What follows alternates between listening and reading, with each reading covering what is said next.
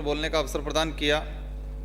आज कृषि विभाग एवं पशुपालन विभाग पर इस सदन में चर्चा हो रही है। पक्ष विपक्ष दोनों साथियों द्वारा अभी पिछले 2 से 3 बजटों में और इस बार के बजटों में किसानों के लिए, पशुपालकों के लिए राज्य सरकार ने कुछ प्रयास किए, कुछ सफल भी रहे, कुछ असफल भी रहे। विशेषकर जो कृषि बजट जो आया, इस कृषि बजट से राज्य के किसानों को कहीं न कहीं काफ़ी बेनिफिट हुआ। साथ ही कोरोना महामारी के बाद जो पशुपालक थे उनके लिए एक और महामारी आई, जो लंपी वायरस जो आया, उसमें भी राज्य सरकार और पक्ष और विपक्ष के सभी विधायकों ने अपने विधायक कोटे से भी इस बीमारी के लिए अनुशंसा की। माननीय सभापति महोदय, अभी बात हो रही थी विद्युत बिल के अंदर कि किसानों को राहत प्रदान की भी गई है, लेकिन कई बार लोकल लेवल के अधिकारी, टेक्निकल हेल्परों के द्वारा इन किसानों को बेवजह परेशान किया जाता है। तो मैं इस सदन के माध्यम से मंत्री महोदय से अवगत कराना चाहूँगा कि इस तरह से जो परेशानी किसानों को आ रही है, ऐसे अधिकारियों को, ऐसे टेक्निकल हेल्परों को आप चिन्हित करें और इन पे कार्रवाई करें। माननीय सभापति महोदय, लंपी वायरस के दौरान जो पशु स्वास्थ्य केंद्र पे जो लगे हुए पशुधन सहायक थे, उन्होंने अपनी मांग को लेके एक आंदोलन छेड़ दिया था और कार्य का बहिष्कार भी किया था।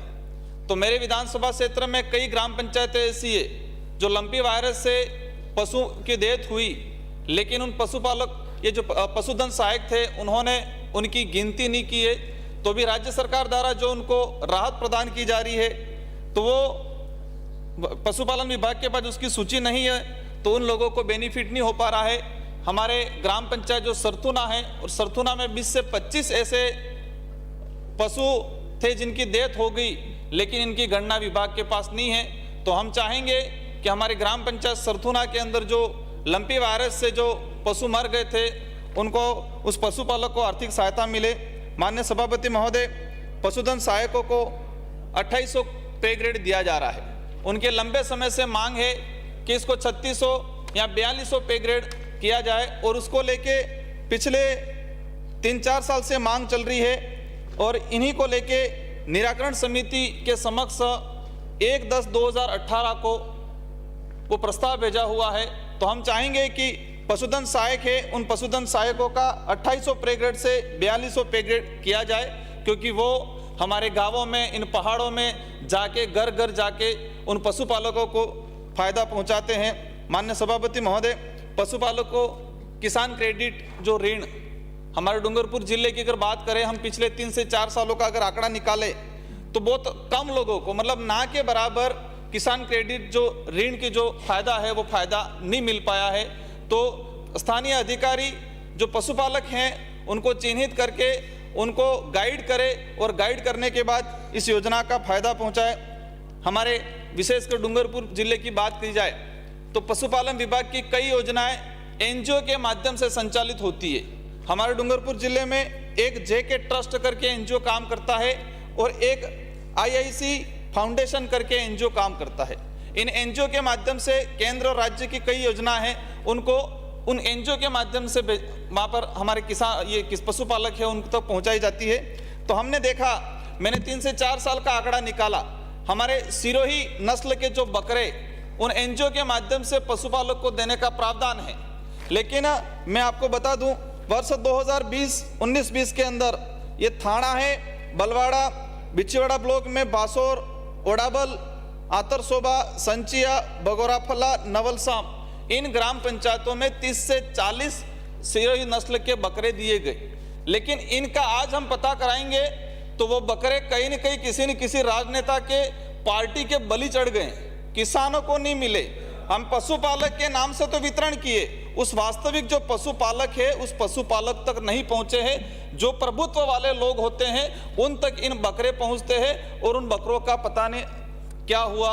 मैं इस सदन में इस बात को नहीं कहना चाहूँगा, लेकिन जो वास्तविक पशुपालक है उन पशुपालकों को सिरोही नस्ल के जो बकरे हैं वो नहीं मिल पा रहे हैं। तो हम चाहेंगे इसकी जांच भी हो कि वो बकरे आज हैं कि नहीं है या किसी राजनेता की पार्टी के बलि चढ़ गए हैं। माननीय सभापति महोदय, दुधारू पशु हमारे इलाके के अंदर हमें वो सभापति महोदय अधिकारी के माध्यम से पता करा लेंगे कि वो कौन सी पार्टी के नेता हैं।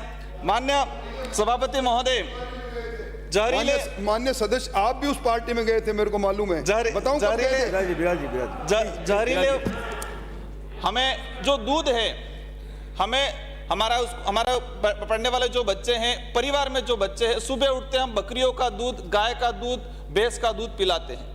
लेकिन आदिवासी बाहुल्य क्षेत्र के अंदर एक जहरीला ऐसा पौधा है जिसे लोकल भाषा में गेबरा बोलते हैं और हमारी जो वनस्पतिक भाषा है उसमें लेटिना जो शब्द है उस पौधे को बोलते हैं। उस पौधे को बकरी या गाय भैंस खाते हैं और इसकी वजह से वो जो बकरी है एक विकलांगता की तरह हो जाता है, मानसिक असंतुलन हो जाता है उस बकरी का, और जो दूध है उस दूध को हमारे बच्चे और हम लोग, हमारे जो लोग हैं, उस दूध का सेवन करने से वो बीमारी कहीं न कहीं बच्चों पे भी प्रभाव पड़ रहा है और बच्चों भी कहीं न कहीं उनका रिएक्शन होता है और कई प्रकार की बीमारियां होती है।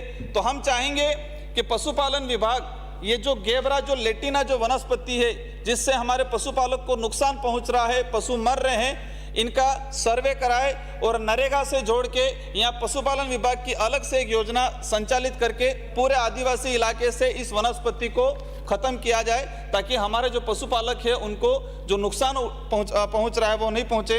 अभी बजट घोषणा में 429 नए पशु उपस्वास्थ्य केंद्र की घोषणा हुई है। मैं माननीय मंत्री महोदय से, और मंत्री महोदय ने हमेशा किसी के साथ बेवदानी किया है, जो डिमांड की है उनको पूरा किया है। तो मेरे विधानसभा क्षेत्र के अंदर 25 से 28 ग्राम पंचायतें हैं जिनके इन ग्राम पंचायत मुख्यालय पे पशु स्वास्थ्य केंद्र नहीं है, जैसे कि साकोदरा, सिसोद, उदड़िया, बोरमाता, डूंगर, पाटली गुजरेश्वर, रोड़ा, वाणिया तालाब, वेजा, गोरादा, हड़मतिया, माल, गुवेड़, कनबा, लिखीबड़ी, रतनपुर, इस तरह से 25 ऐसी ग्राम पंचायतें हैं। मैं चाहूँगा कि इन बजट घोषणा में आपने जो किया है उनमें से अधिक मेरे 84 विधानसभा क्षेत्र में जो ग्राम पंचायत है उनमें पशु स्वास्थ्य केंद्र खोलने की कृपा करें। माननीय सभापति महोदय, कृषि विभाग, हम जब कंपटीशन एग्जाम की तैयारी करते थे और राजस्थान के अंदर ये सुनने में आता था कि राज्य का पहला जिला जिसे जैविक जिला घोषित किया गया है तो नाम आता था डूंगरपुर जिला। 2016 के अंदर मेरी जानकारी के अनुरूप कि राज्य का पहला जैविक जिला घोषित किया गया डूंगरपुर जिले को।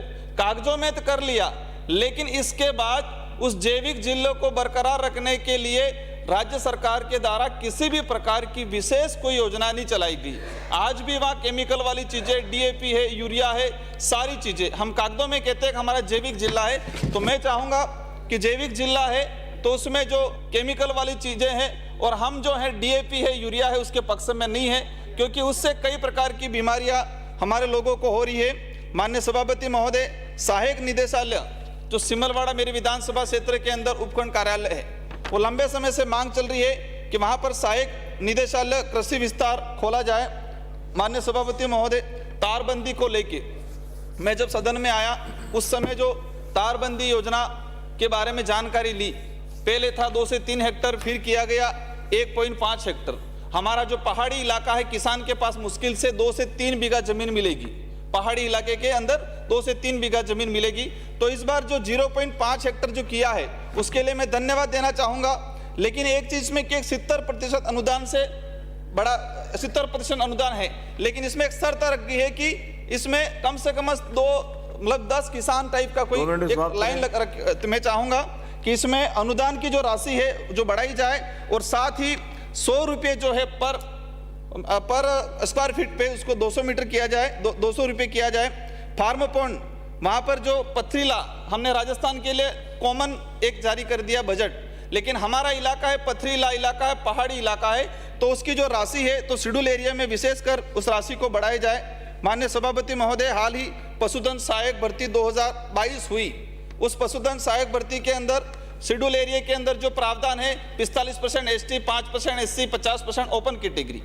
तो अभी पशुधन सहायक भर्ती 2022 की जो मेरिट जारी की तो 45% एसटी, 5% एससी की मेरिट जारी कर दी, 50% जो ओपन कैटेगरी है उसकी मेरिट जारी नहीं की। तो जो एसटी एससी का बंदा जो ओपन कैटेगरी में जनरल मेरिट टॉप कर रहा था, उनको भी एसटी एसटी के अंदर डाला गया है।